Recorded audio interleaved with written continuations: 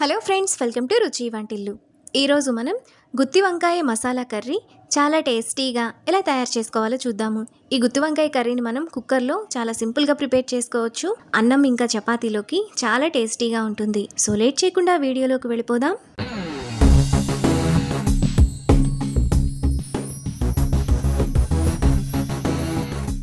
ముందుగా గుత్తి వంకాయ కూర చేసుకోవడానికి అరకిలో వంకాయలను 3-4 సార్లు బాగా కడిగి పక్కన పెట్టుకోవాలి. మీరు ఏ రకం వంకాయలతో అయినా ఈ కర్రీని చేసుకోవచ్చు. ఇప్పుడు స్టవ్ మీద పాన్ పెట్టుకొని అందులో 1 టేబుల్ స్పూన్ ఆయిల్ వేసుకోవాలి. ఆయిల్ వేడైన తర్వాత 1 టేబుల్ స్పూన్ పచ్చిశనగపప్పు, 2.5 టేబుల్ స్పూన్ల పల్లీలు వేసుకొని మీడియం ఫ్లేమ్లో ఫ్రై చేసుకోవాలి.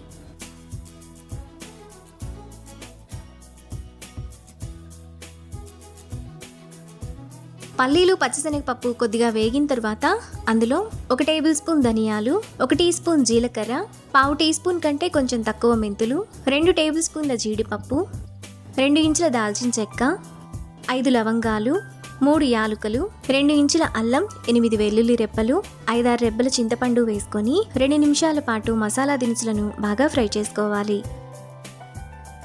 మసాలా దినుసులు కూడా బాగా వేగిపోయిన తర్వాత అందులో 2 టేబుల్ స్పూన్ల ఎండు కొబ్బరి పొడి, 1 రెమ్మ కరివేపాకు, 1/4 కట్ట కడిగిన కొత్తిమీర వేసుకొని ఒకసారి కలుపుకోవాలి. మీరు ఎండు కొబ్బరి పొడి ప్లేస్లో ఎండు కొబ్బరి ముక్కలను కూడా వేసుకోవచ్చు.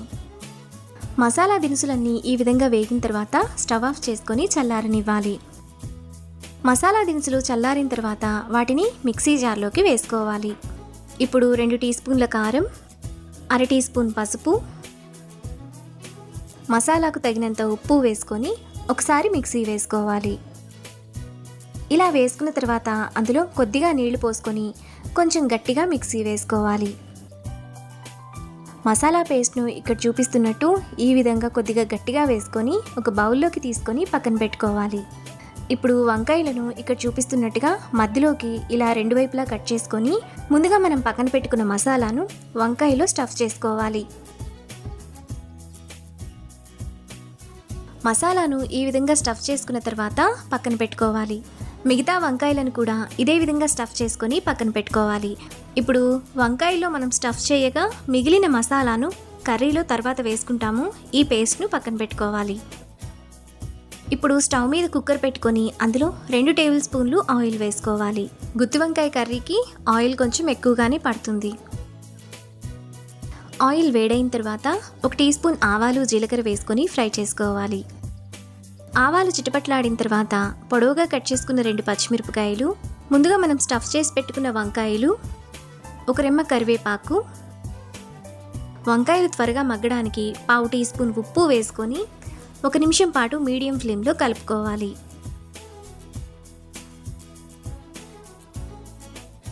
ఒక నిమిషం తర్వాత వంకాయలు కొద్దిగా వేగుతాయి. ఇప్పుడు సన్నగా తరిగిన 1 ఉల్లిపాయ, చిన్న చిన్న ముక్కలుగా కట్ చేసుకున్న 1 మీడియం సైజ్ టమాటా, మిగిలిన మసాలా పేస్ట్ వేసుకొని 2 నిమిషాల పాటు మసాలాలోని ఆయిల్ అంతా సైడ్స్కి వచ్చేంత వరకు కలుపుకోవాలి. వంకాయలను బాగా ఎక్కువగా వేగనివ్వకూడదు. ఎక్కువ ఉడికిపోతే మనం కుక్కర్ విజిల్ పెట్టేసరికి బాగా మెత్తగా అయిపోతాయి. మసాలాలోని ఆయిల్ అంతా ఇలా సైడ్స్కి వస్తున్నప్పుడు అడుగు నుంచి ఒకసారి కలుపుకోవాలి. ఇలా కలుపుకున్న తర్వాత అందులో 1 గ్లాసు నీళ్లు పోసుకోవాలి. ఇప్పుడు మనం వేసుకున్న ఇంగ్రీడియంట్స్ అన్నింటినీ బ్యాలెన్స్ చేయడానికి ఒక చిన్న బెల్లం ముక్క వేసుకోవాలి. బెల్లం మీకు నచ్చితే వేసుకోవచ్చు, లేదంటే స్కిప్ చేసేయండి. ఇలా కలుపుకున్నాక కుక్కర్ మూత విజిల్ పెట్టుకొని 1 విజిల్ వచ్చేంత వరకు మీడియం ఫ్లేమ్లో ఉడకనివ్వాలి. 1 విజిల్ వస్తే సరిపోతుంది.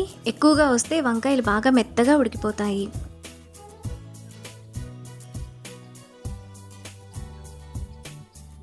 కుక్కర్ 1 విజిల్ వచ్చి ప్రెషర్ పూర్తిగా పోయిన తర్వాత కర్రీ మనకు ఈ విధంగా ఉడికిపోతుంది. ఇప్పుడు స్టవ్ ఆన్ చేసుకొని అడుగు నుంచి ఒకసారి కలుపుకోవాలి.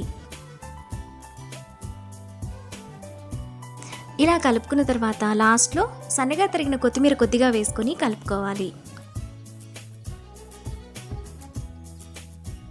మనకు చాలా టేస్టీగా గుత్తి వంకాయ మసాలా కర్రీ రెడీ అయిపోయింది. ఇప్పుడు ఈ కర్రీని బౌల్లోకి తీసుకొని రైస్తో సర్వ్ చేసుకుంటే ఎంతో టేస్టీగా సింపుల్గా చేసుకునే గుత్తి వంకాయ masala curry ready. Hello friends, welcome to రుచి వంటిల్లు. ఈరోజు మనం దొండకాయ మసాలా కర్రీ చాలా టేస్టీగా కుక్కర్లో ఎలా తయారు చేసుకోవాలో చూద్దాము. ఈ కర్రీ మనకు రైస్ చపాతీలోకి చాలా టేస్టీగా ఉంటుంది. చాలా సింపుల్గా ప్రిపేర్ చేసుకోవచ్చు. సో లేట్ చేయకుండా వీడియోలోకి వెళ్ళిపోదాం.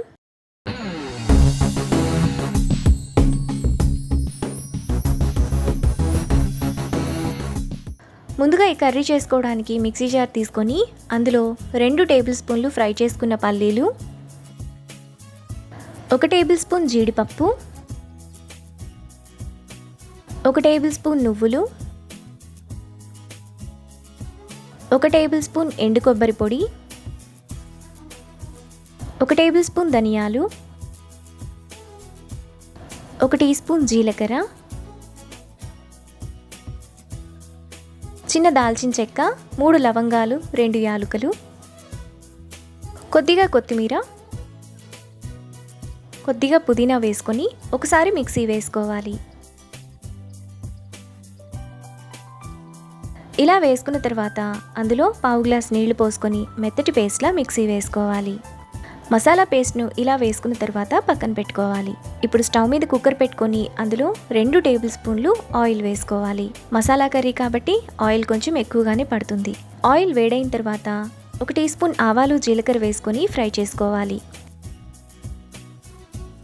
ఆవాలు చిటపట్లాడిన తర్వాత సన్నగా తరిగిన 1 ఉల్లిపాయ, 2 పచ్చిమిరపకాయలు, 1 రెమ్మ కరివేపాకు వేసుకొని ఫ్రై చేసుకోవాలి.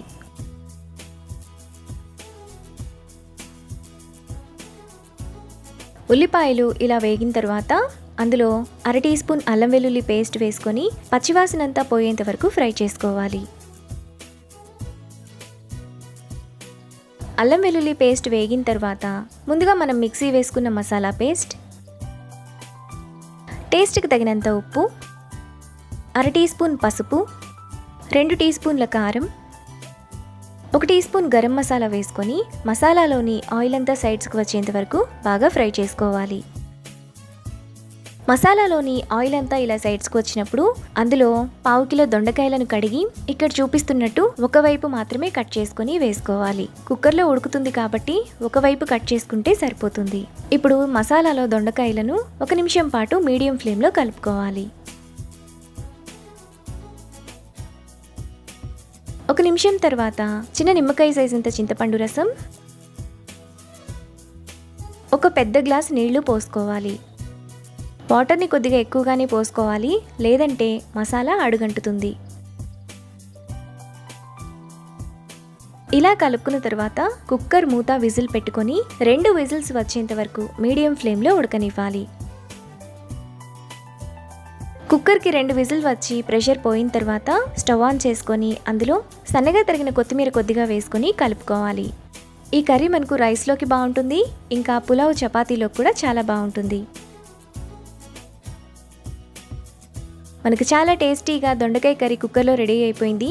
ఇప్పుడు ఈ కర్రీని బౌల్లోకి తీసుకొని రైస్, చపాతీ, పులావ్తో సర్వ్ చేసుకుంటే ఎంతో టేస్టీగా ఉండే దొండకాయ మసాలా కర్రీ రెడీ. ఈ రెసిపీని మీరు కూడా ట్రై చేసి మీకు టేస్ట్ ఎలా కుదిరిందో నాకు కామెంట్స్లో షేర్ చేయండి. ఈ వీడియో కనుక మీకు నచ్చినట్లయితే లైక్ చేసి, షేర్ చేసి, సబ్స్క్రైబ్ చేయండి.